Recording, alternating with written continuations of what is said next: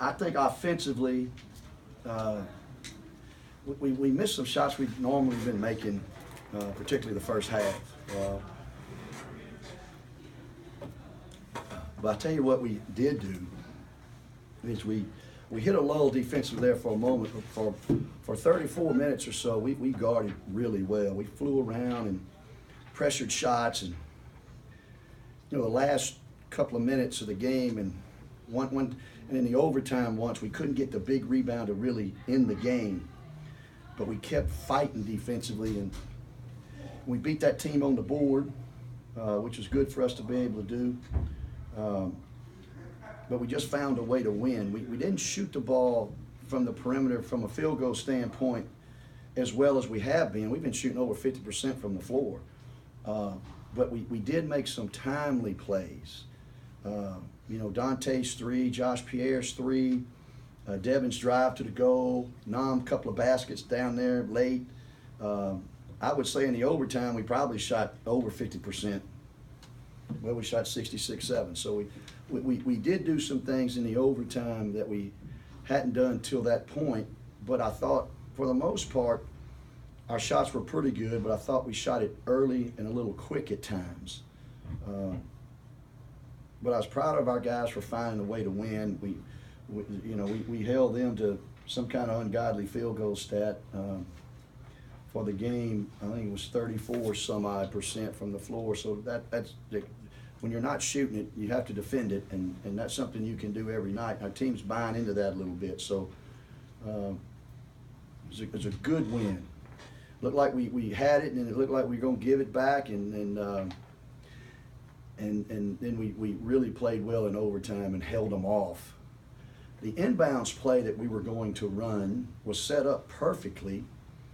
He was going to be open. Devin just didn't get it up high enough, and they were able to deflect it. But it's a play that we had set up.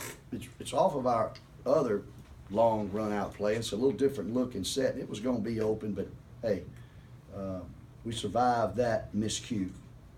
But I was proud of our team. I'm happy for our players. There's nothing better than seeing them after a game like that with a sense of accomplishment and how much it does for them from a confidence standpoint. So, I'm happy for our players. We've got to prepare tomorrow. We've got to respect what we've done, take care of it, prepare in the proper way for a quick turnaround on Saturday, and we'll see what we're doing. But it would be great to get that one Saturday, and then have a week to prepare for App State, and then Little Rock comes in here the following Monday. So we've got an opportunity to put ourselves in a good position, and hopefully we'll be ready to play Saturday and get something done.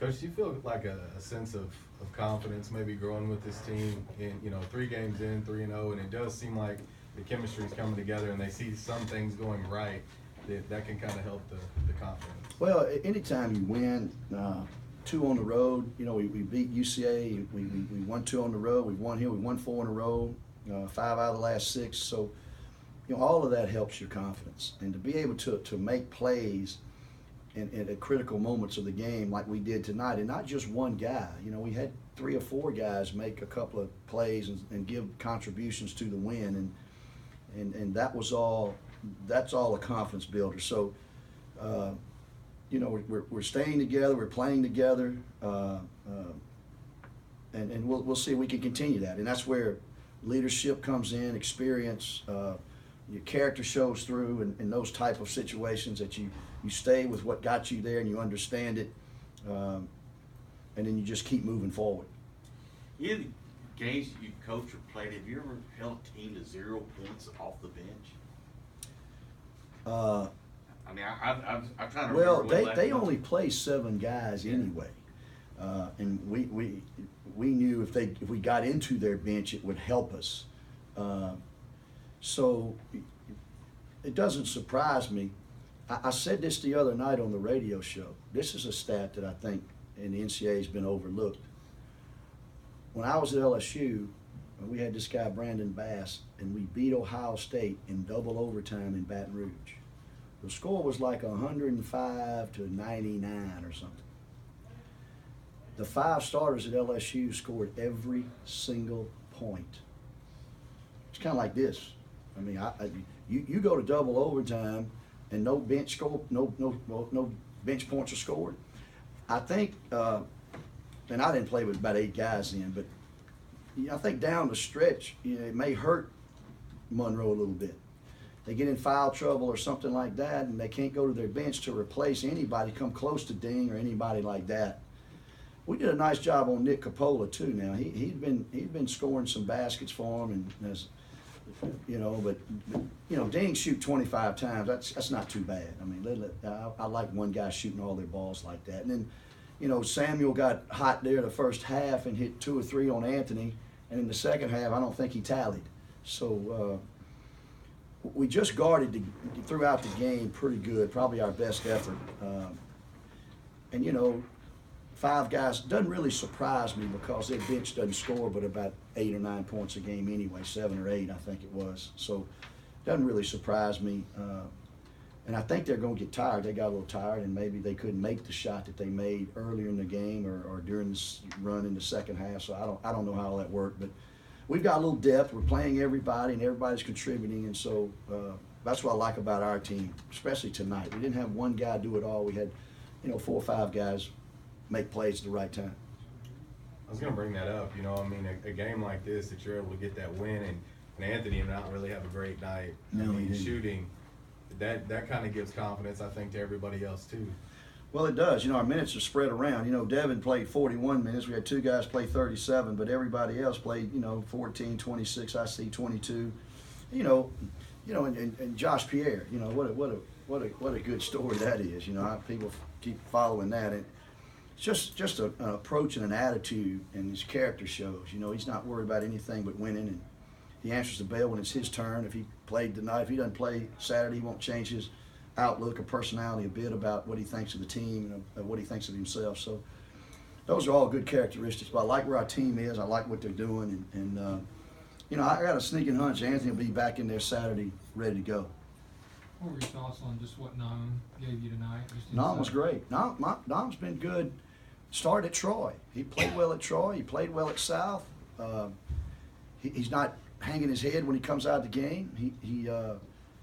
And it's like I told him on the radio just a while ago. He can't. He's proven to me now he can get down and move his feet, because he went out there tonight and got in the perimeter and ran around and chased Dang and made him. When Nam was in the game, Dang didn't make but maybe 1 basket. Nam was out there guarding, moving his feet. So I told him I got him on tape now. He can't dodge and hide now. Every time he doesn't guard, I'm gonna come back and show him a clip or 2 of this game, and he's dead to rights. It seemed like he was really giving you, like he was finding some extra energy within himself at times. Because I noticed he was breathing heavy, but he was still playing.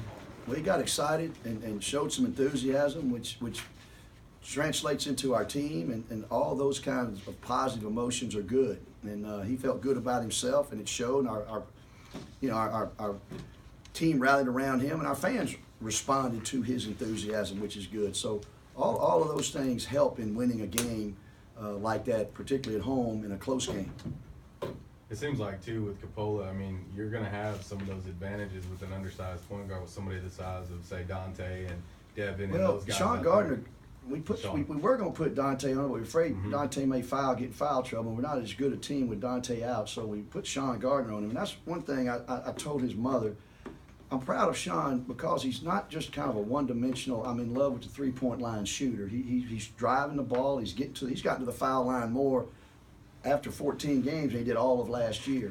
And he's defending well, and he's taking pride in being maybe a total player as opposed to a one-type dimensional guy that he was a year ago. So, and his shots are going to start falling. He made a couple of big ones tonight, and I feel like it's the circle of life. You give enough other things defensively and trying to guard and do the things the coach wants you to do. Pretty soon all that comes back to you if you keep that kind of approach and that giving type of attitude. So it's going to come to him, and I think it's going to come to him pretty quickly here. Anything else? That's it. Thanks, Coach. Thank you.